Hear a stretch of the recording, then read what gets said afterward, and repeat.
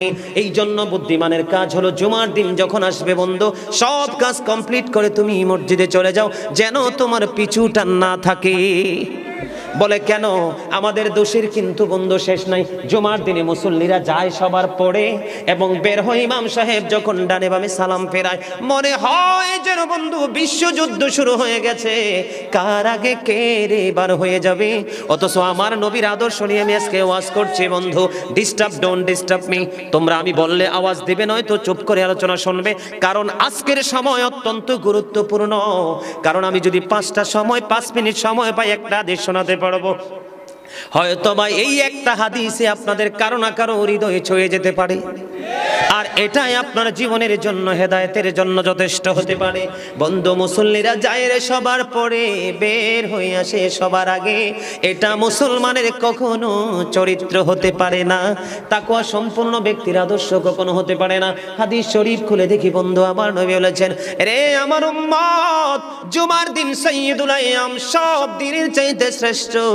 ঈদুল ফিতর, ঈদুল আজহার দিনের চাইতেও দামি।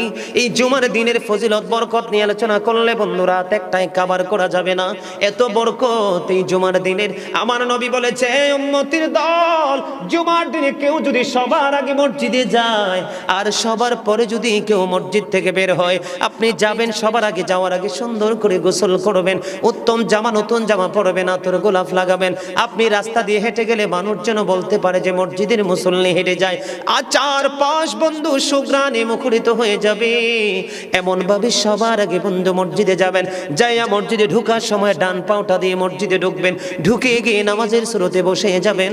বসে যখন আপনি আল্লাহর ইবাদত করতে করতে করতে করতে সব মুসল্লি বন্ধু বের হয়ে যাচ্ছে, আপনারা তাড়াহুড়া করার দরকার নেই। কারণ মনে রাখতে হবে, আসছি সবাই যেমনি একা একা, আবার যাব একা একা, হিসাবও দিতে হবে একা একা। পৃথিবীর সব মানুষ পর হয়ে গেলেও আমার কোনো সমস্যা নেই, আমার আল্লাহ এবং নবী আমার আপন হলে আই এম ভেরি সাকসেস।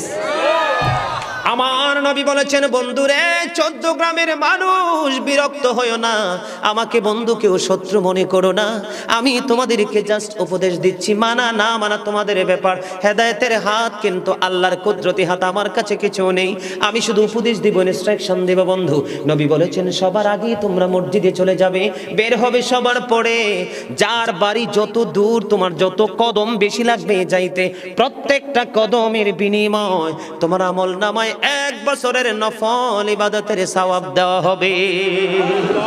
বন্ধু, হৃদয় খুলে শোনো, যারা মসজিদে যাওয়ার অভ্যস্ত আছে বেশি বেশি করে মসজিদে যাও।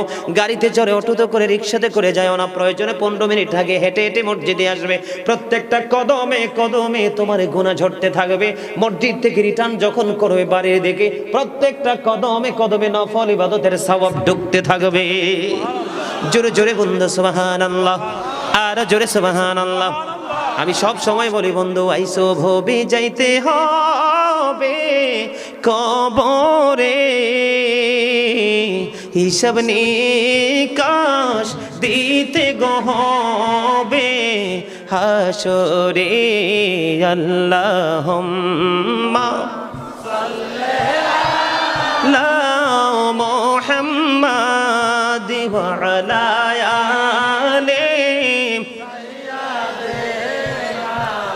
মুহাম্মাদ ওয়া আলা আলি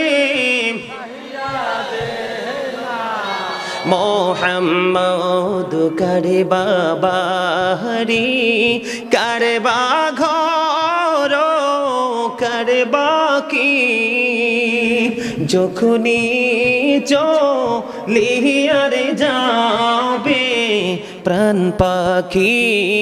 আল্লাহুম্মা মহব্বতে মুহাম্মাদ ওয়া আলা আলি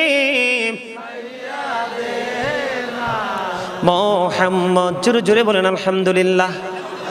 বন্ধুরে আমার, এই জন্য বলেছি, অটো দিয়ে, রিক্সা দিয়ে, চিনজি দিয়ে আসলে আপনি সওয়াব থেকে বঞ্চিত হয়ে যাবেন।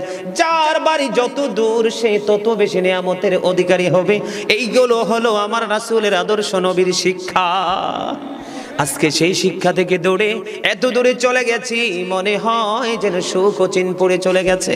বন্ধুরে আমার, ওই যে এখন দেখছি মাঝে মাঝে কিছু কিছু মানুষের মানসিকতা অন্যদিকে হয়ে যায়। একদিন এক বেদুইন আমার নবীর কাছে বন্ধু দিন সম্পর্কে সাজেশন নেওয়ার জন্য আসলেন। ইসলামে দীক্ষিত হওয়ার জন্য যখন বেদুইন কদম দিল, কদম দেওয়ার সময় তিনি আসার সময় ওট নিয়ে এসেছিলেন বন্ধু। ওট নিয়ে আসার পরে আমার নবীর সামনে যখন বসলেন, নবীর সামনে যখন বসেছিল বন্ধু, কিতাব প্রমাণ করেছে তখন তিনি ওটাকে বাইরে খোলা রেখে তিনি ছেড়ে রেখে তিনি নবীর দরবারে সেও বসেছিলেন। আমার নবী যখন তাকে দিন সম্পর্কে সাজেশন দিতেছিলেন তখন আমার নবী দেখতে পাইলেন বন্ধু তার মানসিকতাটা ওই উটের দিকে। বন্ধুরে আমার, একজন মরুচারীর জীবনে তৎকালীন সময় উটের মূল্য ছিল অনেক, উটের মূল্য ছিল এত বেশি যেটা কল্পনা করা যায় না। আমার নবী তাকে দিন সম্পর্কে উপদেশ দিচ্ছিলেন, আর সে কখনো নবীর কথা শুনে আবার কখনো তার ছাড়া উটটার দিকে তাকায়।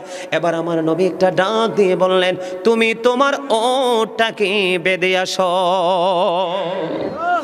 জোরে বলেন না সুবহানাল্লাহ। আর একটু মহাব্বতে পড়ুন সুবহানাল্লাহ। আপনারা মন না দিলে আমার ওয়াজের কিছুই বুঝবেন না গাগুরা বন্ধু। আমার আলোচনার দিকে আপনাদেরকে মন দিতে হবে। এখানে আমার নবী পৃথিবীর সম্পদ এবং বাস্তবতাকে তিনি অস্বীকার করেন নাই। এখান থেকে বোঝা যায় তুমি দিনের গোলামি করলে, দিনের চর্চা করলে এমনটি নয় যে তুমি পৃথিবীকে ভুলে যাবে অথবা পৃথিবীকে বাদ দিবে অথবা পৃথিবীর উপার্জনকে তুমি ছেড়ে দেবে, এমনটি নয়। আমার নবী বললেন, আমার নবী তার প্রতি বিরক্ত হতে পারত। কি হতে পারত? আমার নবী তার দিকে বিরক্ত হতে পারত, তার সাথে অল্প কথা বলেও তাকে বিদায় দিয়ে দিতে পারত, কিন্তু নবী তার প্রতি বিরক্ত হলেন না। নবী তার কথায় কোনো বিরক্তিবোধ না করে বললেন, তিনি ওটটাকে বেঁধে আসো। তার মানে দিনের শিক্ষারও দরকার আছে, আল্লাহর গোলামিরও দরকার আছে, এবং পৃথিবীকে বেঁচে থাকার জন্য পৃথিবীর উপার্জনেরও প্রয়োজন আছে। ঠিক কিনা বলেন? এই জন্য আমি বলি বন্ধু, we should obey our prophet মুহাম্মদুর রাসূলুল্লাহ সাল্লাল্লাহু আলাইহি ওয়াসাল্লাম। আমাদের প্রত্যেকের উচিত আমাদের প্রিয় নবী সরকারে মদিনাকে মান্য করা। ঠিক কিনা বলে? কারণ এটা আমার মুখস্থ কথা নয়, আল্লাহ বলেছেন মাইয়ুতির রাসূলা ফাকাদ আতা আল্লাহ, হি হো ওবিস দা এফসিল ওবিস আল্লাহ। যে এই ব্যক্তি রাসূলের নির্দেশ মানলো সে যেন আল্লাহর নির্দেশ মানলো। আমি আপনাদেরকে আর একটু এক্সাম্পল দিব বন্ধু। ইহুদি খ্রিস্টানদের ধর্মগ্রন্থ যেটাকে ইংলিশে বলা হয় দা ওল্ড ও নিউ টেস্টামেন্ট, এটার মধ্যে ওরা বক্তব্য দিয়েছেন, he that love it not know it not God for God is love. যেজন প্রেম করে না সেজন আল্লাহকে জানে না, ফর গড ইজ লাভ, আল্লাহই প্রেম। কিন্তু আল্লাহ রাব্বুল আলামিন ইহুদিদের এই বক্তব্যে তিনি খুশি হতে পারলো না। আল্লাহ রাব্বুল আলামিন তিনি বলে দিলেন, নো ডোন্ট অ্যাকসেপ্টেবল, আল্লাহর কাছে এটা গ্রহণযোগ্য নয়। আল্লাহ বলে দিলেন, ওই যে কালামে হাকিমের দিকে তাকাইতে হবে। আল্লাহ রাব্বুল আলামিন বলেছেন, সে বলুন, ইফ ইউ ডু লাভ আল্লাহ, যদি তোমরা আল্লাহকে ভালোবেসে থাকো, ফলো মি মুহাম্মদ সাল্লাল্লাহু আলাইহি ওয়াসাল্লাম, মুহাম্মদ সাল্লাল্লাহু আলাইহি সাল্লামের অনুগত হয়ে যাও, আল্লাহ উইল লাভ ইউ, আল্লাহ তোমাদেরকে ভালোবাসবে, এন্ড ফরগিভ ইউর সিনস, আল্লাহ রাব্বুল আলামিন ক্ষমা করে দেবে। আল্লাহ ইংলিশে বলেনি, আমি ইংলিশে বলেছি। আল্লাহ বলেছেন, কুল ইন কুনতুম তুহিব্বুনাল্লাহ ফাত্তাবিউনি ইউহিব্বুকুমুল্লাহু ওয়া ইয়াগফির লাকুম যুনুবাকুম আল্লাহু গফুরুর রহিম। তাহলে সফল হতে হলে, সাকসেস হতে হলে, সম্মানী মানুষ হতে হলে বন্ধু, আল্লাহর দিদার প্রাপ্ত বান্দা হতে হলে সর্বপ্রথম আপনাকে রাসূলের প্রেমে পড়তে হবে। কারণ আল্লাহ রাব্বুল আলামিন জানিয়ে দিয়েছেন, আল্লাযীনা আমানু, যারা ঈমান এনেছে, ওয়া কানু ইয়াত্তাকুন, এবং তাকওয়া অবলম্বন করেছে, লাহুমুল বুশরা, তাদের জন্য সুসংবাদ, ফিল হায়াতিদ দুনিয়া ফিল আখিরা, দুনিয়ার জীবনে এবং পরকালের জীবনে। আপনাকে আগে ইমানদার হতে হবে, তারপরে আল্লাহকে ভয় করতে হবে, তারপরে আপনার জন্য সুসংবাদ দিয়েছেন বন্ধু। এখনকার মানুষের আল্লাহর ভয় নাই, ইমানও ঠিক নাই। কারণ ইমান ঠিক থাকলে আল্লাহর প্রতি ভয় অটোমেটিক্যালি কলিজায় চলে আসে। ঠিক কিনা বলেন? আপনারা নজর দিয়ে দেখেন প্যান্ডেলের দিকে কয়টা মুরব্বী আছে আর কয়টা যুবক আছে বন্ধু। বর্তমান যুবকদের অন্তর হিংসা, নোংরামি, আত্মগরিমায় ভরা, আর মুরব্বীদের অন্তর আল্লাহ আল্লাহ রাসূলের প্রেম ভালোবাসায় ভরা। কথা বলেন না কেন? আমার মনে হয় এই যে মুরব্বী আমার বাবারা, চাচারা, দাদারা আছে বন্ধু, তাদের পরে আর বেশি দিন পৃথিবী টিকবে না। কারণ বর্তমান প্রজন্মের যুবক যুবতী একবারে নষ্ট। 2000-এর মধ্যে খুঁজলেও একটাকে 100% A to Z completely character সম্পূর্ণ ব্যক্তি পাওয়া যাবে না। কথা বলেন না কেন? আমি আগেই বলেছি বন্ধু, আমার কথা একটু খারাপ লাগতে পারে। নবী বলেছেন আল হাক্কু মুররুন, হক কথা দিতা। আর আল্লাহ কোরআনে বলেছে অকুলু কাওলান সাদীদা, আল্লাহ বলেছেন সে দ্য রাইট থিং। আল্লাহ বলেছেন সত্য কথা বলো, সঠিক কথা বলো, জোরে জোরে সুবহানাল্লাহ। বন্ধুরে আমার, মুরব্বীরা বলে ধান বানলে কি আর চুল বাঁধা লাগে না? কথা বলেন না কেন? তার মানে আপনি একটা করলে কি আর একটা ছেড়ে দিবেন? আমি যে উটের কাহিনী বললাম বন্ধু, কিতাব থেকে সংগ্রহ করা। আমার নবী বললেন যে বারবার যেহেতু উটের দিকে তাকাচ্ছে, আমার নবী বলেছে তুমি ওটটাকে বেঁধে তারপরে আসো।